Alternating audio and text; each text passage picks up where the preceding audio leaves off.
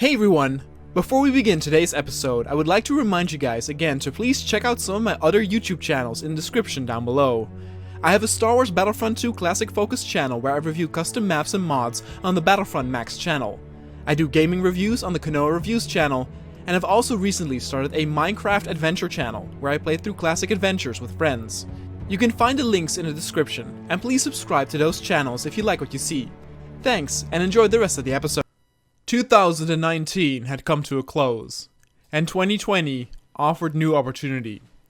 The 2000s were out of their teenage years, headed into another direction, with the economic situation deteriorating more and more, which actually had repercussions of different magnitudes depending on country and continent. Everybody's leash got shorter and shorter too. There were countries pointing fingers, demanding payback for money owned or lent. More and more nations were focusing on military power as well, since it felt like, to some, that unrest could break out sooner than expected. Germany was one of those countries that had its eyes fixated on its military might. With the new decennium at hand, new tactics for infantry would be necessary. More and more was done with computer, robotics, and long-distance weapons. It was almost unthinkable in this day and age that combat between two forces would occur over a distance in which one could see the whites in the other's eyes. 2020 meant for America and Trump a new start as well, but not in the military line, since he had already walked that path before. This time, science investments were the norm, and Trump promised more money to be set aside for different sectors for numerous campaigns that were to come. Canada, up in the north, was focused on something different. They were now in the midst of a campaign to assure the National Fuel Reserve. This was their way of securing a future for their own nation and gain some support from untapped demographic audience. But the nation that really started to worry people was China. At this moment, it only let nation leaders raise a few eyebrows. Currently, its government was busy pleasing the upper class, but this came after a bloody conflict with nearby Hong Kong, which occurred after protests throughout the entire area continued even after the particular law which was used as the protest escalation was embellished. China answered in blood, and all other nations just stood by and watched. Except for the nations like Vietnam, Laos, and North Korea, who were most impressed with China's respite and dedication to finish a situation that seemed out of control. Over the past few months and the next, many visits by its leaders would be held in China, and the things their leaders talk about could mean a tighter form of cooperation could be possible. Though it was too early to come to a conclusion, this behavior by the so-labeled red countries were noticed by others, and Japan diverted from their economic path that they had traversed over the last 3 years, and instead was now headed to upgrade their military, starting with the cruiser program.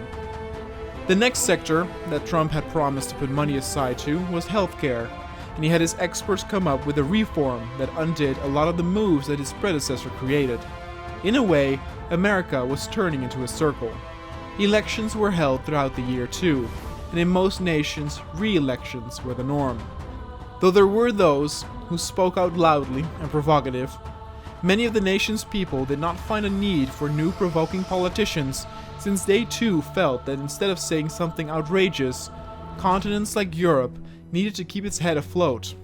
Britain continued in a straight line, with expanding their military might within the chaos of a Brexit model that still did not stand on its own two legs. With rumors whispering through the halls about China and their meetings with leaders from Vietnam, Laos, and North Korea, neighboring countries like India expanded their secret service to assure more information was gathered to build a clearer picture of what was going on. Russia had done the same thing many months before, when China started to suddenly recruit a ton of more men into their armies. Some saw this as a flexing move to show the world they could become the second largest or even the largest army in the world. But Putin was not so sure and told his intel to keep their eyes focused on China's direction at all times.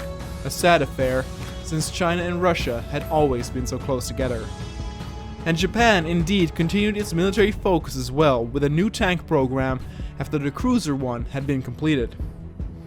With the American elections coming this year, Trump's term might be coming to an end, and so he wanted to perform a final few tasks, of which one was the border protection reform, which had gained so much controversy over the past few years.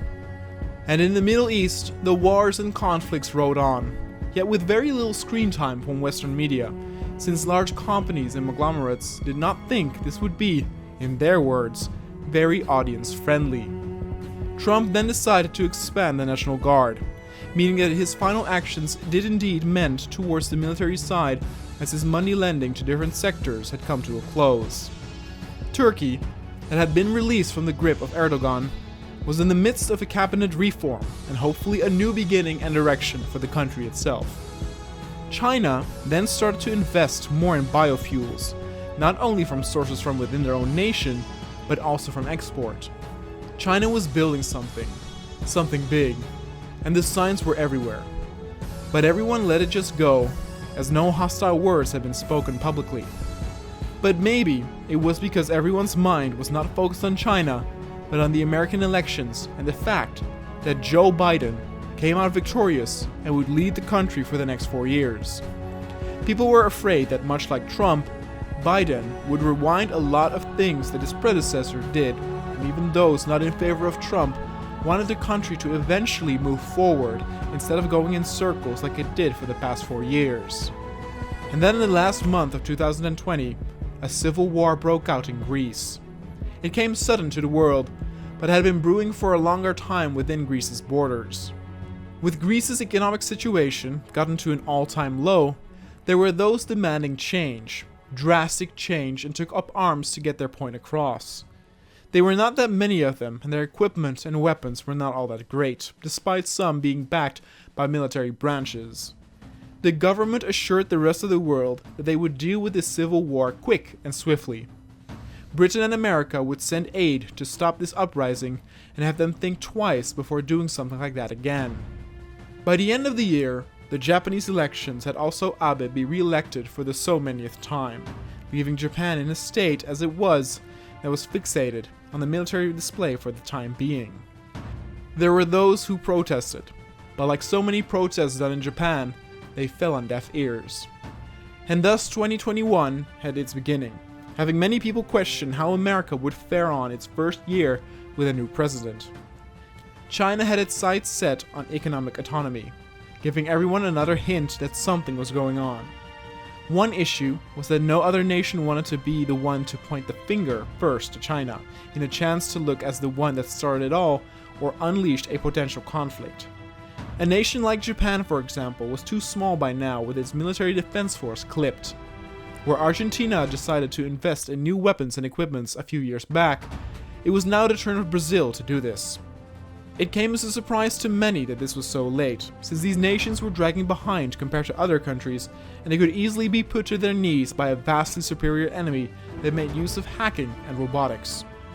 And in smaller countries like Holland, the building of highways was the norm, as Prime Minister Mark Rutte had no interest in military conflict elsewhere, but instead would follow NATO where to plunge itself into the fire and rather focus on keeping his fourth formed government together for once.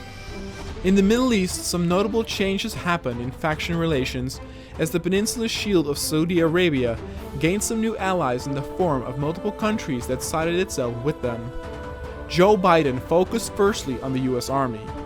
There had already been made preparations to new protocols and doctrines, and he wanted to see them through. Otherwise, it would delay a whole bunch of other things that would take priority in the time to come. China continued its increase in resource production. Across the entire nation, people were put to work as the economy flourished from within, while other countries and even continents spiraled down the economic hellhole. China was very well aware of the global situation and what state it stood in itself. Putin saw a dangerous line being drawn by China as they became arrogant in his eyes. There were talks of claiming more ground for China, including Mongolia, which had the potential to escalate in a bigger disaster than the Hong Kong protests. Mongolia, that stood no chance were China tried to do something, did initialize a military and education reform. To the outside, this was a relief, but what they did not know was the actual reform that took place. What if the reforms were instated by the powers in China and would groom the people and its military of Mongolia to accept China as their masters. And then in the final month of 2021, China announced that they would build a mighty seawall across their entire coast consisting of bunkers. And the number of bunkers they would erect were not in the hundreds, not in the thousands, but in the tens of thousands.